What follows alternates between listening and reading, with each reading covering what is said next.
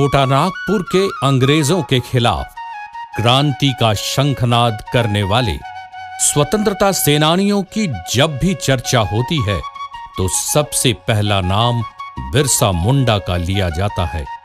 बिरसा मुंडा झारखंड के इतिहास में एक बहुत ही महत्वपूर्ण नाम है। बिरसा का जन्म खूंटी जिला के उलीहातू में 15 नवंबर सन 1875 को हुआ। वह एक गरीब किसान सुगना मुंडा का बेटा था। उसकी माता का नाम करमी था। बिरसा मुंडा ने शादी नहीं की, बाकी सभी भाई बहनों की शादी हो चुकी थी। इधर बिरसा मुंडा कुछ बड़े हुए तो उनके मामा उन्हें अयूब हातू लेकर चले गए।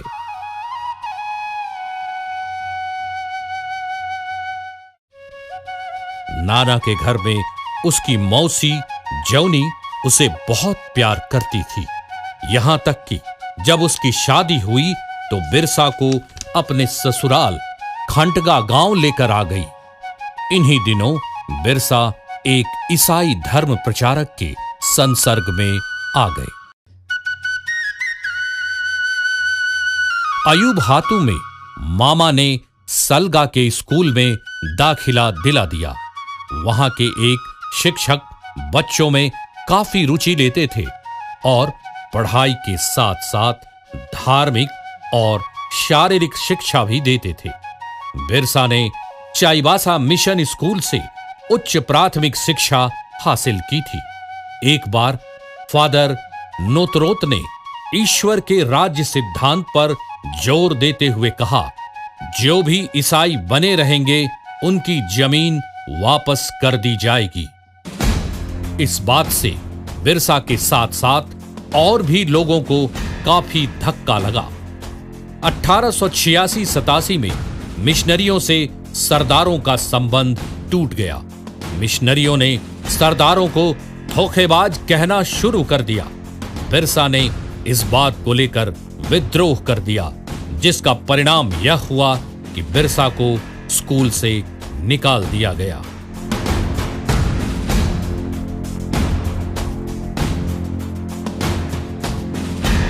घर की स्थिति अच्छी नहीं होने के कारण परिवार को बार बार सहारे की जरूरत पड़ती थी। कभी चकदल तो कभी उलीहातू। परंतु बिरसा अपने को उन लोगों से अलग कर नौकरी की खोज में कंदेर गांव गए और वहीं नौकरी कर ली।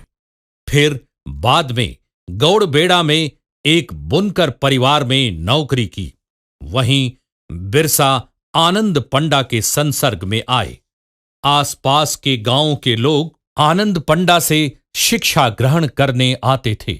बिरसा उनके खेतों में काम करते, फिर शाम को उनके साथ भजन कीर्तन किया करते, प्रवचन सुनते, महाभारत और रामायण में वर्णित अर्जुन, राम, कृष्ण और भीम आदि की कथा सुनते, जिसका उनके व्यक्तिगत जीवन में बहुत गहरा प्रभाव पड़ा। 3 वर्षों तक आनंद पंडा के साथ रहकर उन्होंने जिंदगी की बहुत सारी सच्चाइयों को जाना।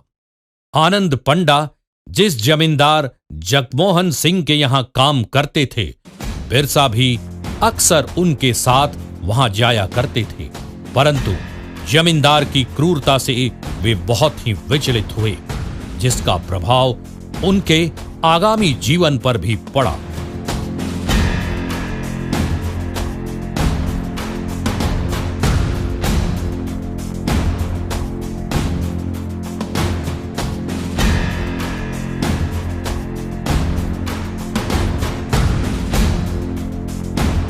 आनंद पंडा बिरसा की कर्तव्यनिष्ठा, कठोर परिश्रम, सच्चाई और ईमानदारी से बहुत प्रसन्न थे। यही कारण था कि उन्होंने बिरसा को कुछ मंत्र भी सिखाए ताकि वे अपनी जनजातियों के दुख को कुछ कम कर सके। उन्हें कुछ पारंपरिक औषधियों के बारे में भी ज्ञान दिया, जिसका लाभ बिरसा को इतना मिला कि वे बहुत ही चर्चित हो गए। समय निकालकर बिरसा शिकार खेलने भी चले जाते थे। वे अच्छे निशानेबाज के साथ एक अच्छे बांसुरी वादक भी थे। उनके महान बनने की भविष्यवाणी उनके शैशव काल में ही एक वृद्धा ने की थी।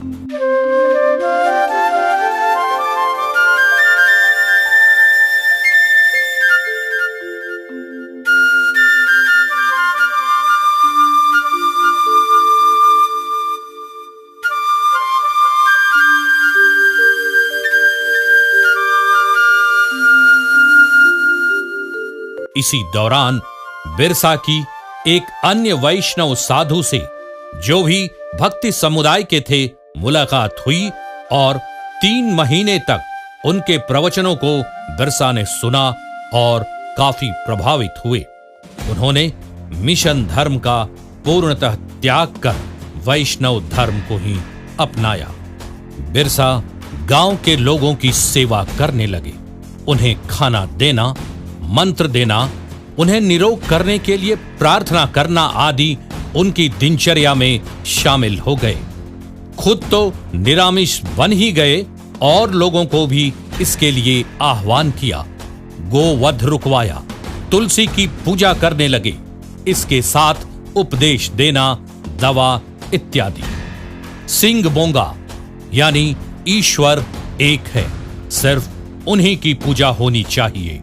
बोंगा को मत मानो, भूत प्रेतों को मत मानो, किसी भी पूजा में बलि मत दो, हिंसा बंद करो, शराब मत पियो, मांस मछली से परहेज रखो, सादा रहो, तुलसी की पूजा करो, झूठ मत बोलो आदि उपदेशों के साथ उन्होंने अपनी धर्म प्रणाली बनाई, जो बिरसईत पंथ यानी बिरसा का धर्म के नाम से स्थापित हुआ। एक बात और सामने आती है, जब बिरसा ने एक स्वप्न देखा और उसकी चर्चा वीर सिंह मुंडा नामक व्यक्ति से उन्होंने की थी। उनके मुताबिक स्वप्न में उन्हें दिव्य दर्शन हुए और उनके अंदर किसी शक्ति का प्रसार हुआ। लोगों ने यह अनुभव किया कि बिरसा के अंदर अलौकिक शक्तियां आ गई हैं। वे प्रार्थना करते, प्रवचन सुनते। महामारी और चेचक के समय बिरसा ने गांव-गांव जाकर लोगों की खूब सेवा की। ग्रामीणों के मन में बिरसा के प्रति और भक्ति जागी। इन्हीं सब कारणों से लोगों ने उन्हें भगवान माना। बिरसा ने सरकार के विरुद्ध जब खुलेआम विद्रोह का आह्वान किया, जमींदारों और अंग्रेजों द्वारा उनके अनुयायी अभी भी सताए जा रहे थे। बिरसा ने लोगों को उसके नेतृत्व में संगठित होकर लड़ने का आह्वान किया।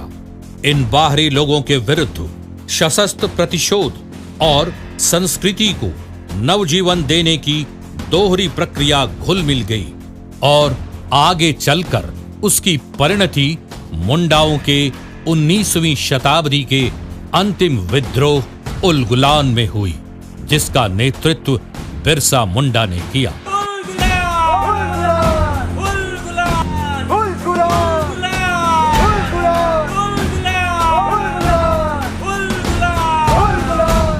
बिरसा और उनके अनुयायियों की गतिविधियों से अंग्रेज बौखला गए थे।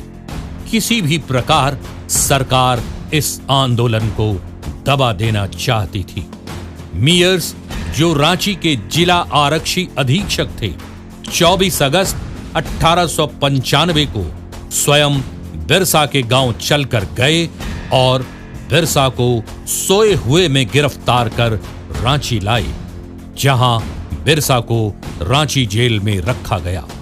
रांची आयुक्त के अदालत में नवंबर 1895 को बिरसा और उसके 15 सहयोगियों को सजा सुनाई गई। बिरसा को 2 वर्षों की कड़ी सजा एवं 50 रुपए जुर्माना भी किया गया। पैसा नहीं अदा करने पर 6 महीने की और सजा काटने का आदेश दिया गया। 1897 के उत्तरार्ध में महारानी विक्टोरिया के शासन की हीरक जयंती के अवसर पर जेल से बिरसा मुंडा सहित अनेक कैदियों को रिहा कर दिया गया। बिरसा ने भूमिगत रहकर मुंडा राज्य की स्थापना के लिए चुटिया से पलायन कर डोंबारी बुरु को अपना कर्मस्थल बनाया। चारों ओर से पहाड़ों से घिरे हुए इस स्थान से बाहर जाने के लिए सिर्फ एक ही रास्ता था जो डोंबा घाटी की ओर जाता था। बिरसा की सेना की सदस्य खूंटी, रांची, चक्रधरपुर, बुंडू, सिसई आदि जगहों में फैले हुए थे। उसकी सेना का मुख्यालय खूंटी में था।